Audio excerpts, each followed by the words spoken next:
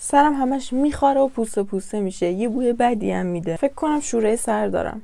قسمت اول. شوره سر یا همین وضعیتی که میبینید یکی از بیماری‌های شایعی هست که حتما تو اطرافیانتون دیدین. ولی چرا اصلا یه سری شوره سر میگیرن؟ ببینید یه قارچی وجود داره به اسم مالاسزیا که جزء فلور طبیعی سر هممون هست. یعنی روی سر هممون به طور طبیعی وجود داره. ولی توی سری از شرایط میتونه رشدش بیشتر بشه و مقدارش روی سر ما بیشتر بشه، مثل استرس. این قارچ چربیای روی پوست سر رو میشکنه و باعث تولید یه سری مواد میشه که این مواد پوست سر رو تحریک میکنن و پوست سر ما برای اینکه بیاد در مقابل این از خودش دفاع بکنه، سلول‌های سطحیشو بیشتر و تندتر میسازه و باعث میشه که یک سری سلول‌های نابالغ تولید بشن و نتیجهش هم میشه همین پوسته‌های ریز و چربی که میبینید و پوست سر ملتهب و حساس میشه و پوست یک سری افراد نسبت به این قارچ حساس‌تر و زودتر حساسیت نشون میده و برای همینه که یک سری افراد شوره سر میگیرن و یک سری افراد اصلا همچین حالتی رو تجربه نمیکنن. پس این ویژگی ذاتی پوست سر شماست، ولی میشه با یک سری درمان‌ها این حالت رو کنترلش کرد.